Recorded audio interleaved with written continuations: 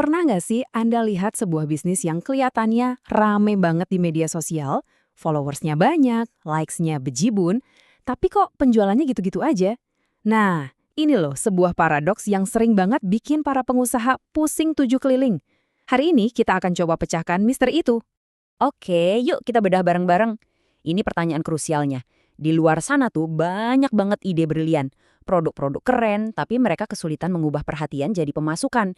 Kok bisa ya? Jawabannya seringkali tersembunyi di tempat yang nggak kita duga. Biar gampang, kita pakai studi kasus beneran ya. Walk to Forest. Mereka ini sebuah social enterprise dengan misi mulia untuk konservasi alam. Produk mereka juga unik banget. Tur mengamati burung di alam liar Indonesia. Di dunia maya mereka cukup dikenal. Tapi ya itu tadi, mereka menghadapi masalah yang sama. Penjualannya seret. Masalah mereka tuh bisa kita bayangin kayak punya ember yang bocor. Coba deh bayangin semua perhatian dari media sosial itu kita tuang ke ember ini.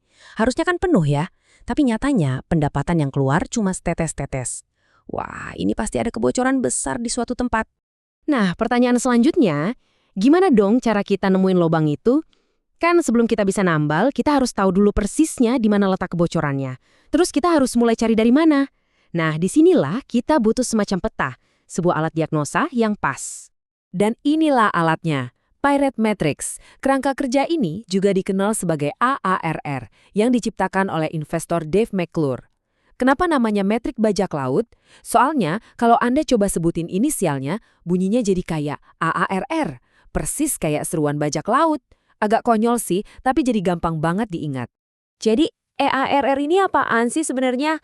Anggap aja ini peta harta karun kita. Sebuah model 5 tahap yang kelihatannya simple, tapi powerful banget buat memetakan seluruh perjalanan pelanggan. Dari momen mereka pertama kali dengar tentang kita, sampai akhirnya jadi fans berat. Yuk, kita urai satu persatu. Pertama, akuisisi. Gimana caranya orang-orang bisa nemuin kita?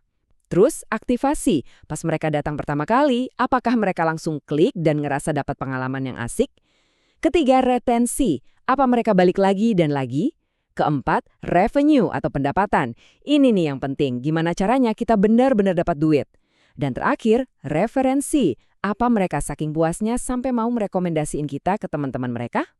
Nah, ini dia bagian paling serunya. Yuk, kita coba terapin peta ini ke kasusnya Walk to Forest. Anggap aja kita ini detektif. Dan kita mau mulai investigasi buat nemuin di mana letak kebocoran terbesar mereka. Siap? Langkah pertama investigasi kita adalah awareness atau kesadaran. Ini tuh momen pertama kali calon pelanggan ngeh sama Walk to Forest. Bisa jadi dari postingan Instagram, iklan, atau dari obrolan teman.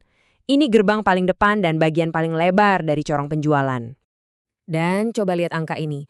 Walk to Forest berhasil dapat 63.432 impresi. Gede banget kan? Artinya mereka jelas nggak punya masalah visibilitas. Banyak banget orang yang lihat. Kedengarannya bagus banget ya. Tapi, disinilah kita nemuin petunjuk pertama. Visibilitas yang tinggi itu ternyata nggak sama dengan minat yang tinggi. Cuma karena banyak orang yang melihat, bukan berarti banyak orang yang tertarik. Nah, ini perbedaannya krusial banget. Dan ini dia bukti pertama kita. Dari 63.000 lebih orang yang lihat konten mereka, ternyata cuma 4% yang lanjut ke tahap akuisisi. Artinya apa? 96% sisanya cuma lewat gitu aja. Sayang banget kan? Minat yang masuk ke ember ternyata jauh lebih sedikit dari yang kita kira di awal. Oke, lanjut ya ke tahap aktivasi. Di sini, orang-orang yang udah tertarik tadi mulai nunjukin niat yang lebih serius. Mereka nggak cuma lihat-lihat, tapi udah mulai bertindak. Misalnya ngeklik link di bio atau kirim DM buat nanya-nanya. Ini sinyal kalau mereka lagi aktif mempertimbangkan. Oke, sekarang kita masuk lebih dalam lagi nih ke tengah-tengah corong. Biasanya, disinilah misteri terbesarnya mulai kebongkar. Kita akan lihat gimana minat yang udah tersaring ini berubah. Atau jangan-jangan nggak berubah. Jadi penjualan. Dan ini dia kebocoran paling parah. Dari semua orang yang udah aktif nanya-nanya dan ngeklik link, ternyata cuma 6% yang akhirnya beneran pesan tur.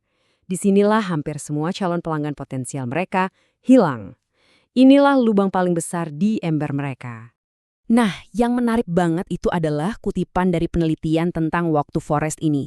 Ini momen aha kita. Jadi masalahnya itu bukan di produknya. Produk mereka keren. Masalahnya ada di perjalanannya. Ada sesuatu di dalam prosesnya yang bikin orang jadi ragu dan akhirnya batal beli. Tunggu dulu. Gimana kita bisa seyakin itu kalau produknya bagus? Mungkin aja kan orang nggak jadi beli karena memang pengalamannya nggak sekeren itu. Mana buktinya? Nah, disinilah investigasi kita dapat satu plot twist yang mengejutkan. Ini dia buktinya. 75%. Angka ini adalah tingkat referensi mereka. Artinya, 3 dari 4 pelanggan yang berhasil ikut tur, saking sukanya, mereka sampai ngerekomendasiin ke orang lain. Ini adalah bukti paling kuat kalau produk Walk to Forest itu sebenarnya luar biasa. Jadi masalahnya bukan di dalam hutannya, tapi di jalan menuju ke sana. Calon pelanggan itu tertarik, tapi karena birdwatching itu sesuatu yang baru buat banyak orang, mereka jadi bingung dan ragu-ragu.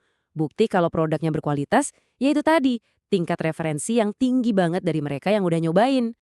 Oke, kasus Walk to Forest sudah kita pecahkan. Sekarang, mari kita lihat gimana kerangka kerja ini bisa jadi peta harta karun buat bisnis atau proyek Anda sendiri untuk menemukan di mana Anda bisa dapat dampak terbesar. Karena udah tahu di mana letak bocornya, solusi buat Walk to Forest jadi jelas banget dan sangat tertarget. Mereka nggak perlu mengubah produknya, tapi mereka perlu fokus ke audiens yang tepat, kasih penjelasan yang super jelas soal pengalaman yang akan didapat, dan yang paling penting bikin proses pesannya jadi gampang banget dan terasa aman. Dan tabel ini dengan cerdas nunjukin perbedaan intinya. Banyak bisnis itu cuma melihat data deskriptif, cuma tahu apa yang terjadi. Tapi Pirate Matrix ini adalah alat diagnostik. Ini bantu kita ngerti kenapa sesuatu terjadi dengan bertanya, di titik mana persisnya pelanggan saya menyerah. Jadi kesimpulannya gini, ARRR itu lebih dari sekedar angka-angka. Ini adalah sebuah peta strategis. Peta ini nunjukin di mana kita harus fokusin waktu, uang, dan energi kita buat nambal kebocoran terbesar yang nantinya bakal ngasih dampak paling signifikan buat pertumbuhan bisnis kita. Dan sebagai penutup, saya mau tinggalkan Anda dengan satu pertanyaan. Dengan menggunakan peta yang sama yang sudah kita pelajari hari ini, coba deh Anda pikirkan, di manakah letak kebocoran terbesar dalam corong penjualan Anda?